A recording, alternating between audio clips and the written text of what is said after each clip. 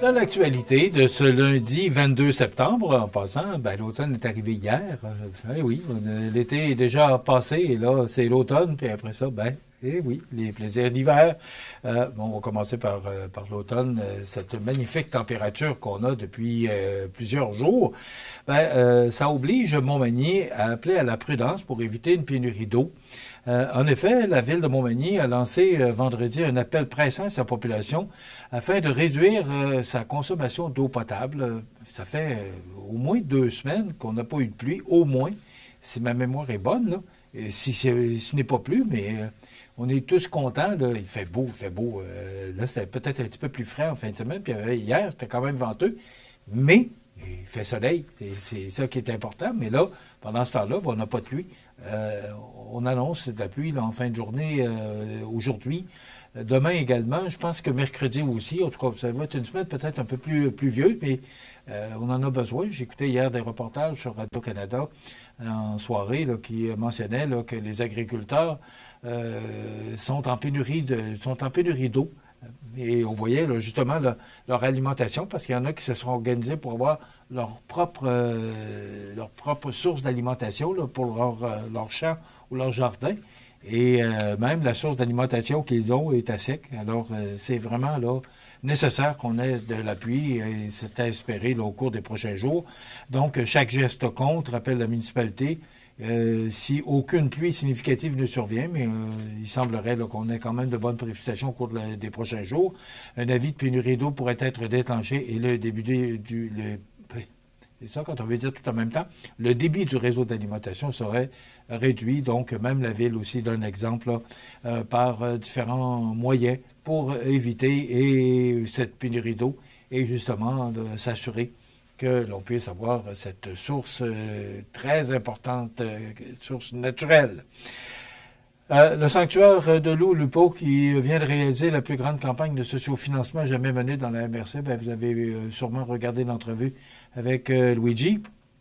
Il y avait un objectif de 50 000, mais on a pu aller chercher 100 000 grâce à une intervention du ministère du Tourisme via le fonds Horizon.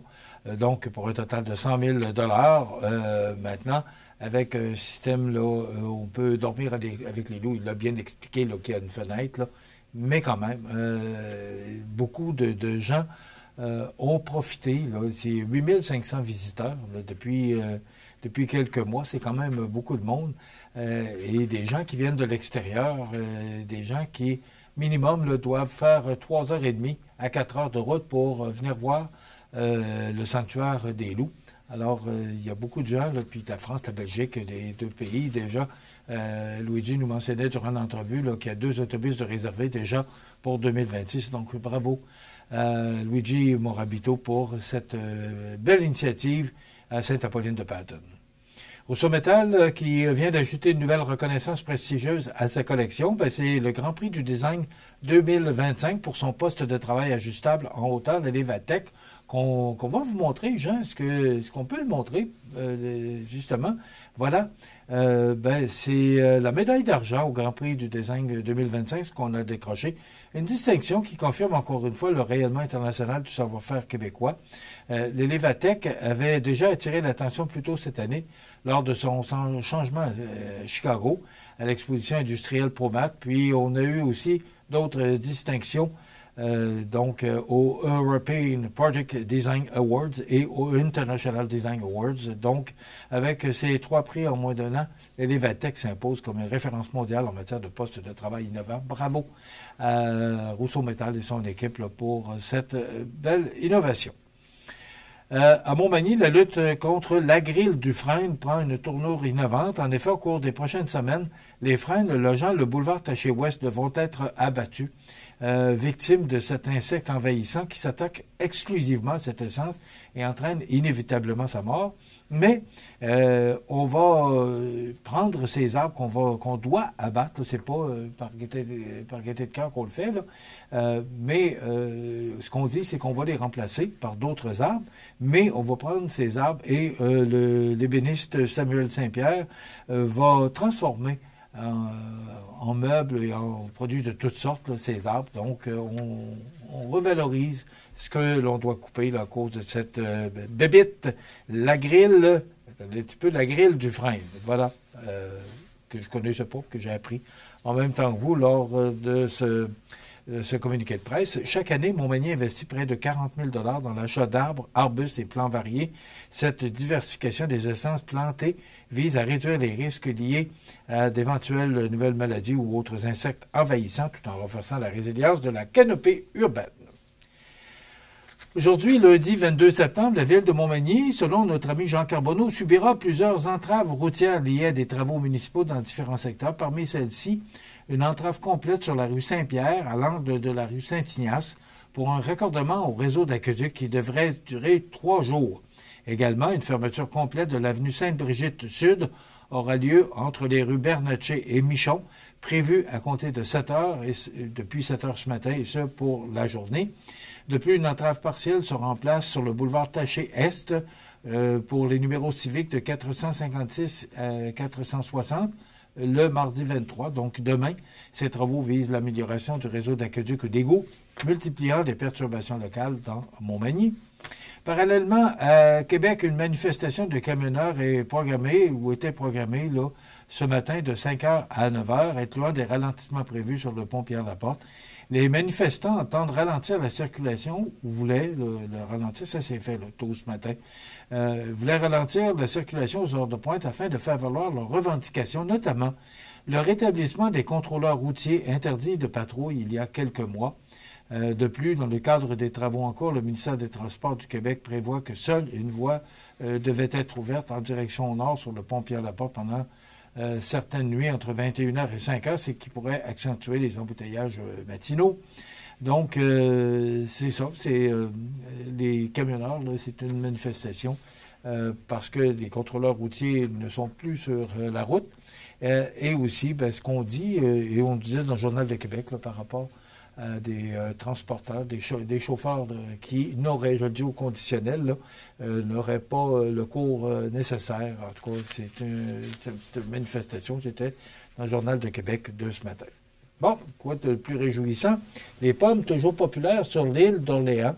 Les amateurs étaient nombreux à les cueillir malgré les travaux près du pont. On sait que les travaux de construction du nouveau pont de l'île d'Orléans sont en cours, et ce jusqu'en 2028. D'ailleurs, il y a une petite nouvelle là-dessus qui nous dit que, justement, déjà, on commence à penser à des dépassements.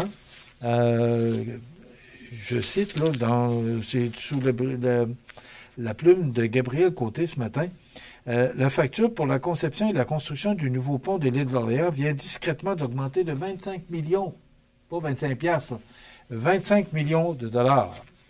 Je vais terminer avec les pommes, là, parce que ce que je voulais rajouter là-dessus, c'est que nous, chez nous, on est chanceux à Cap-Saint-Ignace, on a des vergers.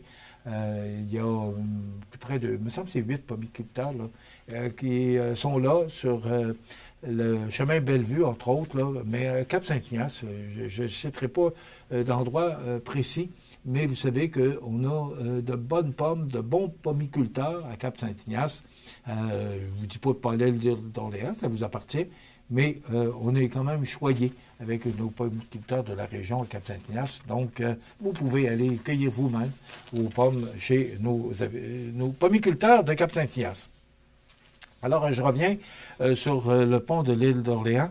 Donc, la valeur du contrat du groupe Héritage Orléans est en effet passée de 1,856 milliards à 1,881 milliards sur le système d'appel d'offres du gouvernement du Québec le 2 septembre. Le Journal de Québec a demandé au ministère des Transports les raisons de cette augmentation, mais nos questions sont demeurées sans réponse, donc le journal n'a pas obtenu de réponse. Alors déjà, là, on vient de commencer et le contrat doit se terminer, le pont doit être livré en 2028 et déjà, on annonce un dépassement de 25 millions. Parlant de ça, des avocats à 6 millions pour le troisième lien, c'est toujours sous la plume de Gabriel Côté. Le gouvernement Legault se paie des avocats à 6 millions de dollars pour ses besoins juridiques variés dans le cadre du projet de troisième lien entre Québec et Lévis. Le journaliste nous informe que le titre du contrat conclu le 2 septembre entre le ministère des Transports et de la Mobilité durable et la firme d'avocats montréalaise Golding WLG ne va pas gagner de prix pour sa clarté et sa concision. Toujours selon Gabriel Côté, service juridique à exécution sur demande pour l'accompagnement du ministère dans le cadre du projet de nouveaux liens routiers inter-rives réalisé en mode collaboratif entre les villes de Québec et Lévis, Liton. Alors, après avoir pouffé de rire en entendant cette formule, une source gouvernementale ne s'est permis qu'une seule remarque. Mode collaboratif, ça veut dire qu'ils vont s'occuper de ceux qui ne collaborent pas. Alors, c'est un texte de Gabriel Côté ce matin dans le Journal de Québec. Alors, ça commence le troisième lien, là, parce que Mme Guilbeault qui avait annoncé là, 275 millions là, pour aller plus en avant avec des études. Et là, on annonce qu'il y a des avocats à 6 millions de dollars pour le troisième lien. Donc, c'est Gabriel Côté qui nous apprend ça ce matin.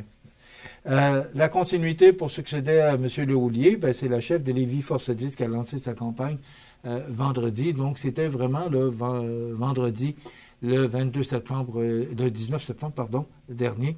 C'était là, officiellement la date là, pour confirmer qu'on voulait se lancer en politique municipale. Donc, les élections qui ont lieu le 2 novembre prochain. Donc, c'est Mme Isabelle Demers qui a lancé sa campagne à la mairie de Lévis en l'absence de Gilles Lehoulier, mais en promettant une continuité avec des finances publiques responsables et prévisibles pour les citoyens. Donc, une lutte à trois se dessine pour la mairie de Lévis entre Serge Bonin, chef de Repensons Lévis, Isabelle Demers, chef de Lévis Force 10, et Stephen Blaney, chef de Prospérité Lévis. Une campagne qui devrait être très intéressante à Lévis. À Québec, ben là, c'est une campagne très intéressante aussi. Il y a quand même plusieurs candidats et candidates là, qui se présentent pour la mairie de Québec. Mais M. Hamad dit, ben là, je verrai si je vais faire 2 mandats, je vais faire, ben là, je ne sais pas, je vais voir. M. Hamad qui a sa campagne là, qui a débuté peut-être un peu difficilement. Alors, ce qu'on apprend sous la plume de Stéphanie Martin, c'est dans le Journal de Québec de samedi, pardon. C'est un autre revirement. Oh, il nous reste 20 secondes. C'est un autre revirement. En avril, M. Hamad avait affirmé qu'il ne visait qu'un seul mandat. On vous en parlera plus en détail au cours des prochains jours. Demain, chronique financière avec Étienne Chaput, gestion du patrimoine des jardins. Et on reçoit Ghislain Deschênes, maire de Saint-Aubert. Ça complète. À demain.